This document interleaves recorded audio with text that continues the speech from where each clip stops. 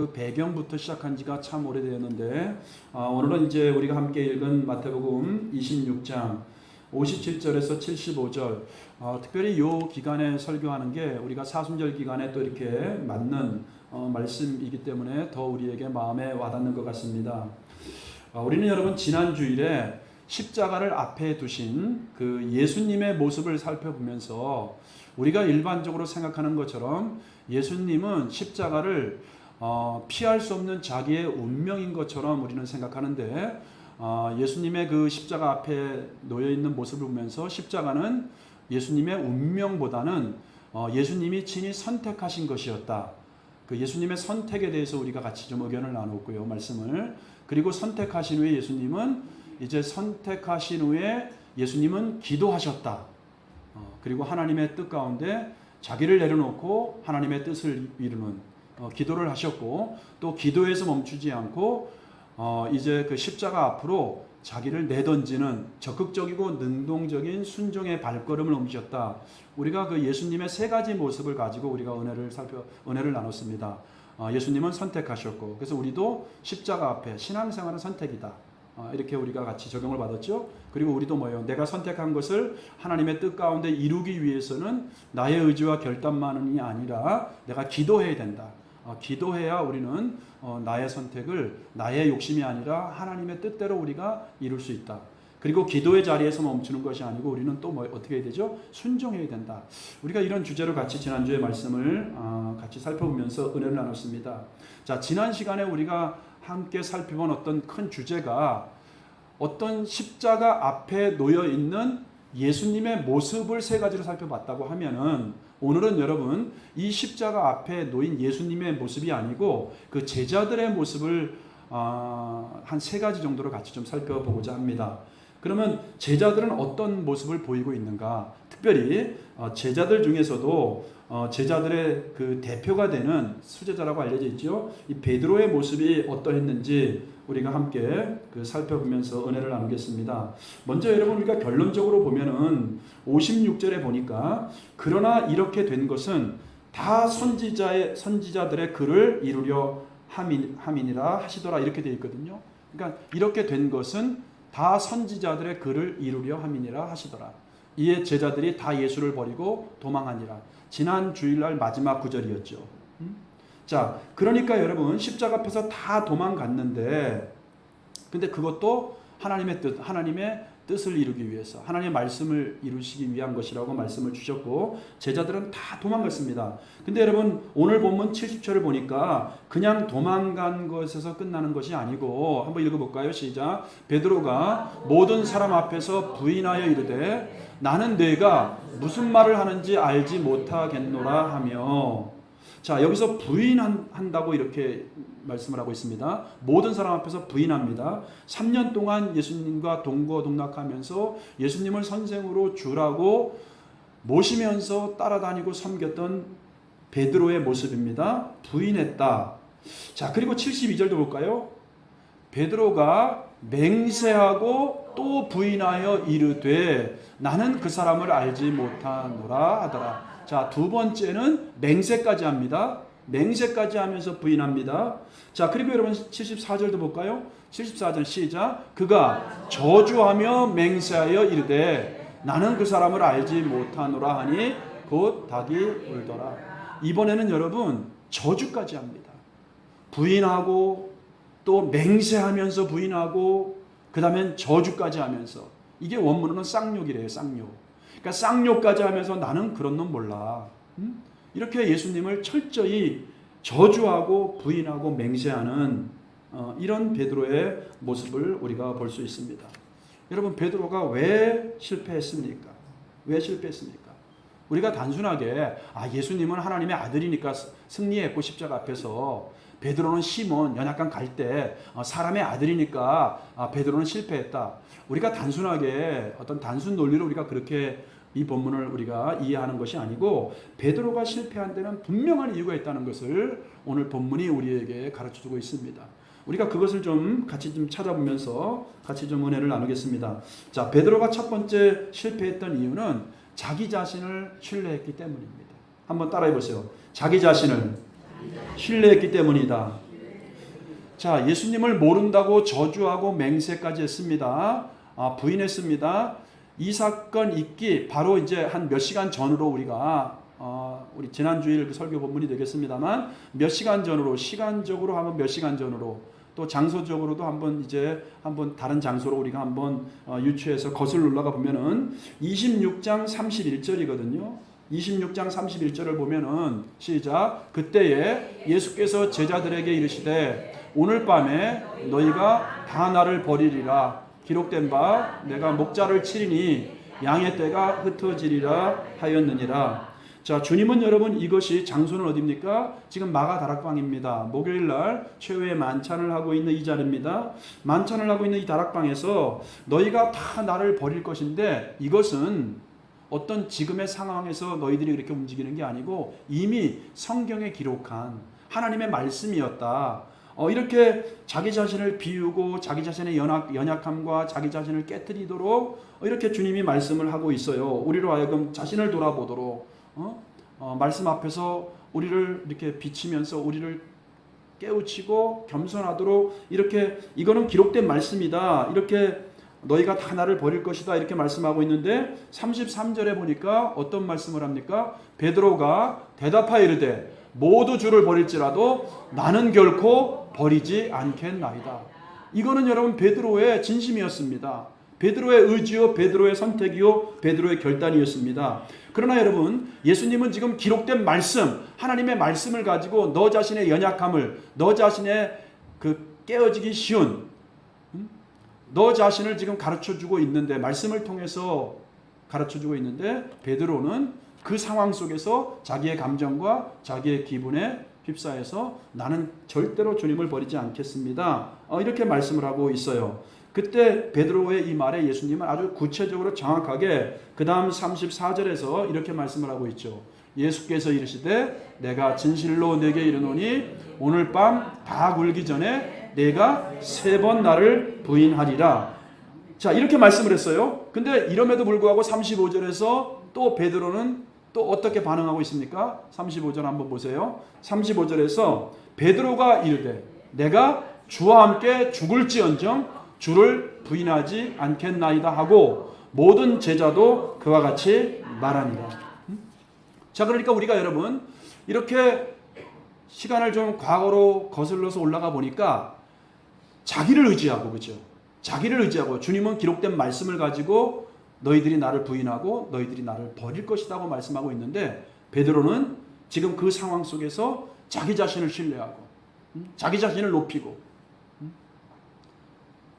하나님의 기록된 말씀에 자기를 비춰보는 것보다는 나는 절대로 그런 일을 하지 않을 것이라고 호언장담하면서 자기 자신을 끝까지 신뢰하는 모습을 우리가 볼 수 있습니다. 여러분, 우리가 사실 신앙생활하면서 가장 경계해야 될 모습이 바로 이 모습입니다. 우리는 철저하게 연약하고 깨지기 쉬운 존재입니다. 어제 신방하면서도 말씀드렸지만 창세기 5장에 그 아담의 족보를 쭉 보면은 에노스라고 하는 사람이 나옵니다. 근데 사람들이 에노스 때에 비로소 여호와의 이름을 불렀더라, 그렇게 말씀을 하고 있어요. 근데 그 에노스 때에 그럼 왜 하나님을 찾고 하나님의 이름을 불렀습니까? 에노스라고 하는 이름의 뜻이 깨어지기 쉬운 연약한 존재, 인간은 아무것도 아닌 허무한 존재라는 이름이 그 속에 내포되어 있기 때문에 우리는 내가 깨어지기 쉬운 존재, 내가 연약한 존재, 우리가 아무리 결심을 하고 내가 반복적이고 습관적이고 내가 이런 죄는 더 이상 안 지을 거야, 내가 앞으로 정말 주님을 위해서 이렇게 살 거야, 베드로처럼 결심하고 호언장담하지만은 그러나 우리의 연약한 존재는 늘 깨어지기 쉽고 연약한 존재이기 때문에 우리는 겸손히 하나님 말씀 앞에 비춰서 우리 자신은 성령의 도움을 구해야 되는데, 그렇지 못하고 우리가 신앙생활하면서 자기의 어떤 신앙 경력을 자랑하고 자기의 과거의 헌신을 자랑하고 자기를 높이고 자기를 의지하는 모습들을 우리가 때때로 보게 됩니다. 이것은 신앙생활하면서 우리가 참 경계해야 될 모습입니다. 여러분, 율법을 주신 것도 사실은 우리 자신이 어떠한지, 우리가 얼마나 무능하고 깨어지기 쉽고 우리가 얼마나 어리석고 연약하고 깨지기 쉬운 존재인지, 우리는 여러분 제대로 우리가 율법을 지킬 수 있습니까? 율법은 우리의 실체를 폭로하는 거예요. 우리는 율법을 지킬 수 없다. 우리의 연약함을 드러내는 겁니다. 그래서 우리는 뭡니까? 복음이 필요하다. 예수가 필요하다. 예수님이 이루어 놓으신 행위로 말미암아 그것을 믿음으로 우리가 구원받는 이 복음이 필요하다. 그러니까 율법과 복음을 통해서 우리 자신의 허물과 우리 자신의 연약함과 우리 자신의 죄성을 보게 하는 겁니다. 그래서 우리는 뭐예요? 우리 자신을 신뢰하거나 우리 자신을 의지하는 게 아니고 누구를 의지해야 됩니까? 철저하게 우리는 주님만을 의지해야 될 줄로 믿습니다. 베드로가 바로 첫 번째 넘어진 것은 바로 주님을, 말씀을 붙잡지 못했고 주님을 의지하지 못했고 자기의 기분과 감정과 그 상황에 도취돼서 자기를 의지했고 제자들 앞에서 비교하면서 얘네들은 나를 버릴지라도 나는 절대로 주님을 버리지 않겠다는, 자기를 드러내고 자기를 높이고 이런 어떤 주님을 의지하는 행위보다는 자기를 의지하는 이 행위를 통해서 그는 넘어졌다는 것입니다. 자, 여러분, 우리는 기분대로 신앙생활하지 마시고요. 우리의 감정대로 이런 상황 속에서 여러분들이 쉽게 결단하지 마시고요. 겸손하게 우리를 바라보면서 주님 말씀 붙잡고 주님을 의지하면서 여러분 신앙생활, 특별히 십자가를 앞에 놓고 내가 지어야 될 헌신, 내가 져야 될 십자가를 앞에 놓고 우리가 기분과 감정대로 상황대로 하는 게 아니고 여러분 주님 말씀대로 주님 의지하면서 결단할 수 있기를 축복합니다. 두 번째 베드로가 실패한 이유는 무엇입니까? 성경이 우리에게 보여주는 것은 따라해 볼까요? 기도하지 않았기 때문이다. 여러분, 우리가 단순히 주님을 부인하는 자리에서 끝나지 않고 우리가 아까 살펴본 것처럼 맹세하고 또 저주까지 하면서 맹세하는 그 베드로의 모습을 시간을 거슬러 올라가면서 우리가 살펴봤습니다. 근데 조금 더 여러분 있잖아요. 가까운 겟세마네 그 다락방이었다고 하면 이제는 예수님이 오늘 본문에서 조금 더 가까운 과거로 여러분 돌아가 보세요. 그 과거로 돌아가 보면은 겟세마네라고 하는 장소가 나옵니다. 조금 더 과거로 돌아가 보면은 마태복음 26장 36절에서 38절을 보니까 한번 읽어보겠습니다. 이에 예수께서 제자들과 함께 겟세마네라 하는 곳에 이르러 제자들에게 이르시되 내가 저기 가서 기도할 동안에 너희는 여기 앉아 있으라 하시고 베드로와 세베대의 두 아들을 데리고 가실새 고민하고 슬퍼하사 이에 말씀하시되 내 마음이 매우 고민하여 죽게 되었으니 너희는 여기 머물러 나와 함께 깨어 있으라 하시고. 여러분, 예수님도 하나님의 아들이셨지만 육신의 몸을 입고 이 땅에 오신 분입니다. 그래서 예수님도 참 슬픔과 절망과 고통을 다 느끼시는 사람의 모습으로, 인자의 모습으로 이 땅에 오신 거거든요. 예수님이 마지막으로 이제 사람의 아들로서, 인자로서 마지막 순간에 자기가 선택한 길이었고 자기가 기도해서 아버지여 내 뜻대로 마옵시고 아버지의 뜻대로 되기를 원합니다. 이렇게 기도했고, 그리고 여러분 보세요. 실질적으로 피하지 않고 적극적으로 능동적으로 순종해서 결국 맞닥뜨린 십자가입니다. 그런데 이런 십자가임에도 불구하고 주님은 인자로서, 사람의 아들로서 여러분 고민하고 슬퍼했다. 예수님도 여러분 고민한 거예요. 슬퍼하신 겁니다. 사람의 인자, 사람의 아들로서. 그리고 예수님이 너희는 여기 앉아 있으라 하시고 내가 또 매우 고민하여 죽게 되었으니, 여러분 예수님의 이 상황을 한번 생각해 보세요. 고민하고 슬퍼하사 그 다음에 또 뭐라 그래요? 그 다음 구절에는 매우 고민하고 죽게 되었으니, 그 다음에 참 이것이 우리의 마음을 참 뜨겁게 합니다. 너희는 여기 머물러, 따라해 보세요. 나와 함께. 다시 한번 큰 소리로 나와 함께 깨어 있으라. 여러분 예수님이 지금 우리에게, 연약한 우리에게 나와 함께 깨어 있어라, 나와 함께 예수님이 중보기도를 부탁하고 계셔요. 예수님도 지금 중보기도를 우리한테 부탁하고 계신다고요. 인자로서 마지막 순간에 너무나도 고통스럽고 너무나도 끔찍한 십자가, 하나님과 창세, 아니 하나님과 함께 선지할 때부터 단 한 번도 하나님과 떨어져 있지 않은 예수님, 그 하나님과의 단절, 또 십자가의 참혹한 그 실상 앞에서의 비참감, 죽음, 모욕 이런 것들을 아시면서 예수님도 고민하고 슬퍼했어요. 죽게 되었다고 지금 나와 함께 나를 위해서 중보기도 해달라. 여러분 이렇게 지금 예수님이 참 기가 막히죠. 하나님이신 그분이 우리에게 중보기도를 요청하고 계시다는 거니까. 여러분 우리도 마찬가지입니다. 우리도 이렇게 성도들 가운데 참 이렇게 몸이 오늘도 못 오셨지만 이렇게 참 뜻하지 않게 건강이 망가져서 뜻하지 않게 여러 가지 질병의 고통으로 예배 자리에 오고 싶어도 못 오는 분들이 계시잖아요. 병원에 계시기도 하고 또 뜻하지 않게 사고를 당하는 분도 있고 또 뜻하지 않게 인간관계의 그 상처와 어려움이 있고요. 또 재정적으로도 아주 완전히 파산이 돼서 너무나 경제적으로도 비참하고 힘들고요. 이루 말할 수 없는 이 인생 살아가면 여러 가지 어려운 문제들을 맞닥뜨리게 됩니다. 그때 오늘 이 말씀을 통해서 주님이 우리에게 부탁하고 요구하는 건 뭐냐면 예수님도 그 어려운 가운데 우리에게 기도를 요청하셨잖아요.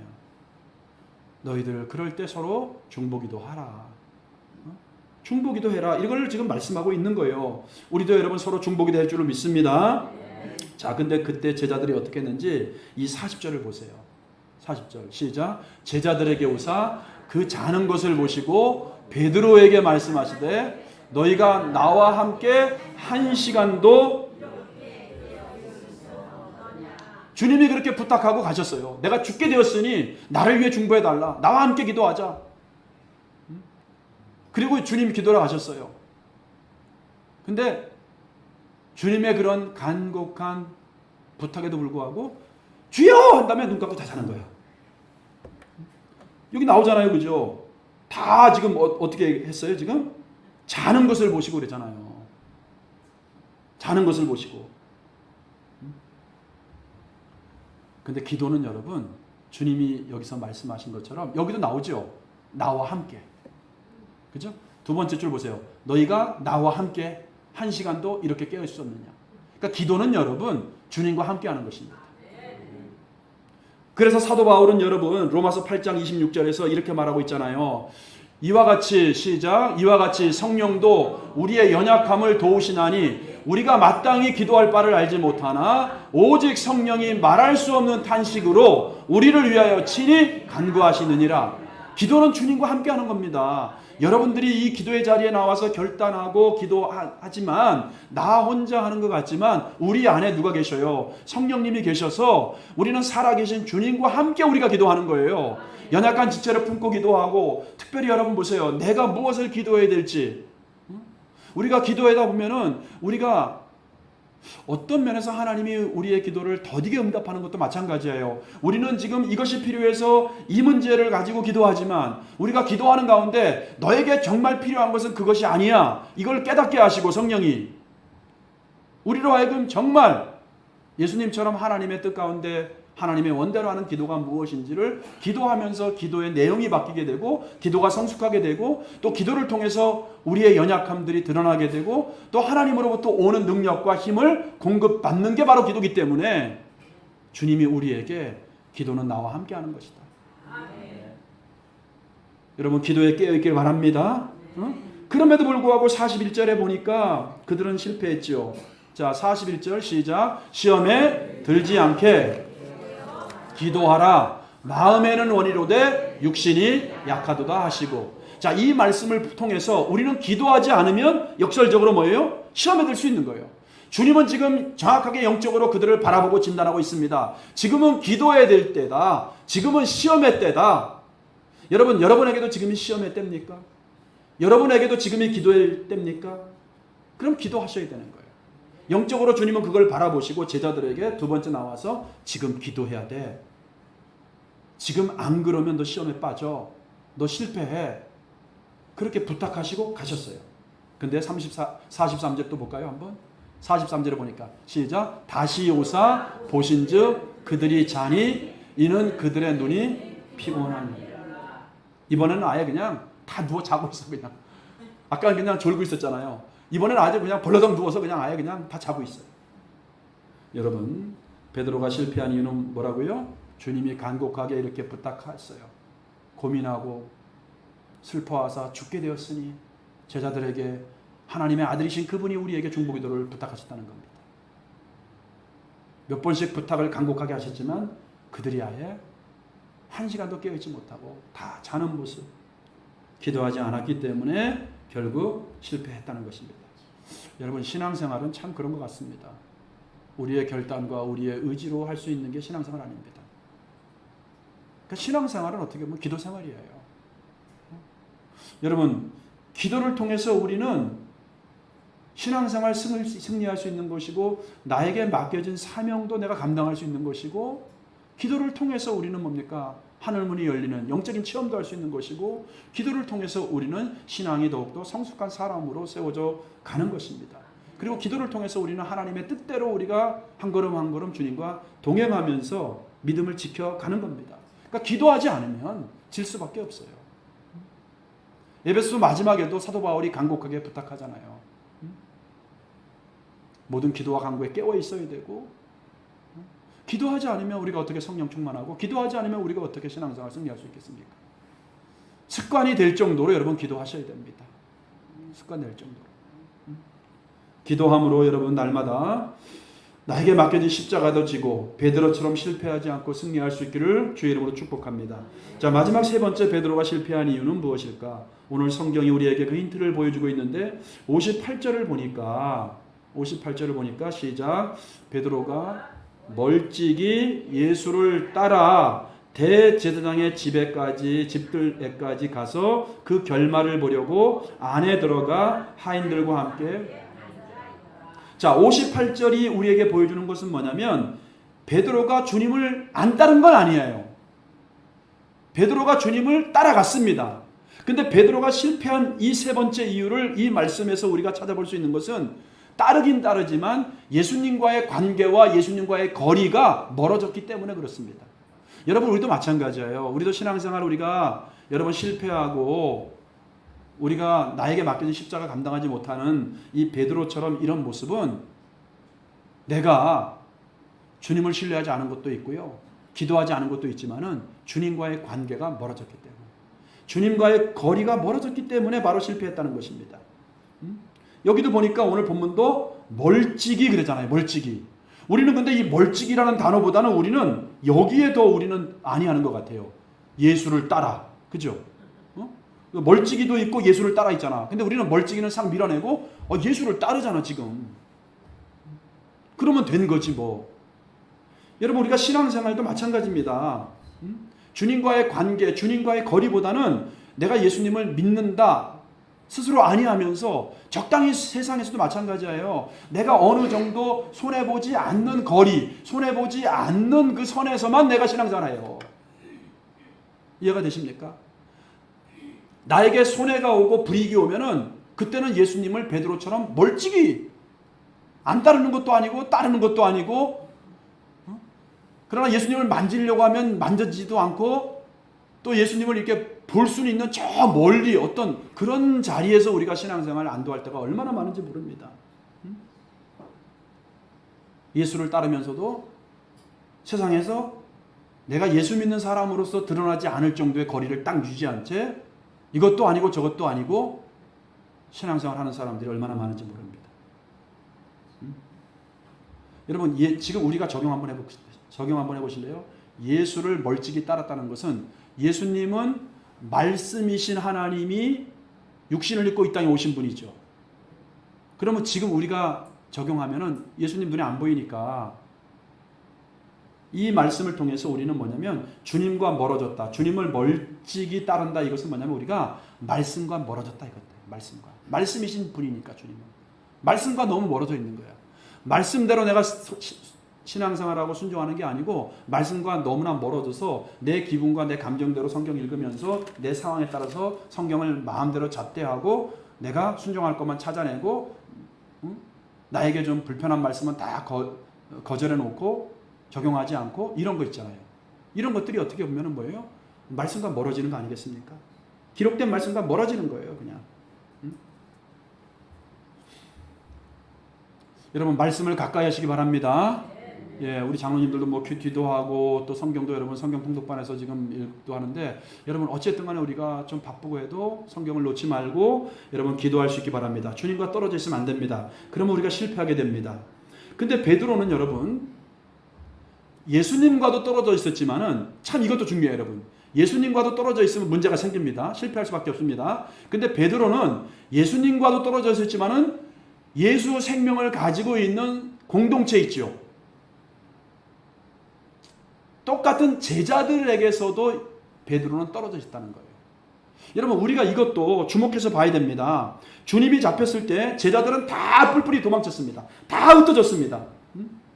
사탄의 역사는 예수님과 멀어지게 만드는 것이고, 두 번째 사탄의 역사는 뭐냐면 성도들과 제자들과 예수 생명이 있는 성도들과 제자들과 멀어지게 하는 거예요. 여러분들, 신앙생활 절대 혼자 하지 못합니다.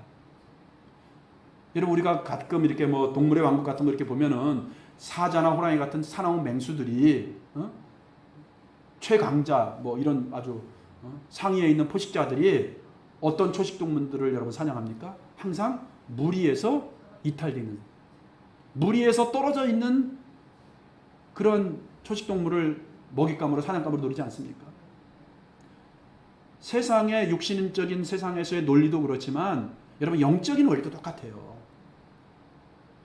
내가 시험에 들어서 내가 우울해지고 내가 낙심과 절망해서 내가 참 너무나도 힘들고 너무나 고통스러워 있을 때 옆에 있는 성도들의 기도와 교제와 권면과 위로와 섬김을 통해서 힘을 얻고 우리가 그걸 헤쳐나가는 거예요.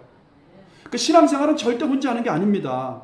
혼자 있으면 마치 그 동물의 왕국에서 육식동물에게 잡혀 먹는 것처럼 우리가 주님과도 단절되고 성도들과도 완전히 단절되어 있다.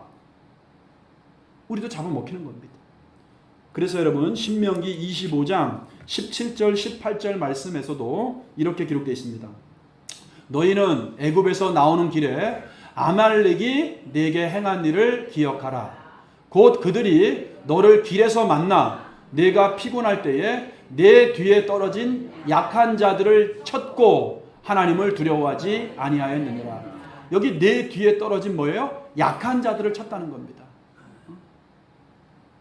여러분, 초대교회 사도행전을 통해서 우리는 초대교회의 어떤 그 역사나 초대교회의 어떤 상황들을 우리는 잘 알고 있습니다. 초대교회는 여러분, 회당이나 성전에서 날마다 모여서, 오늘날로 말하면 저희들이 이렇게 주일날 모여서 함께 예배드리고 함께 기도하는, 함께 말씀을 나누고 기도하고 이런 모임이 있었어요. 오늘날로 말하면 이런 대배의 대그룹의 모임이 있었습니다. 그러나 또 뭐예요?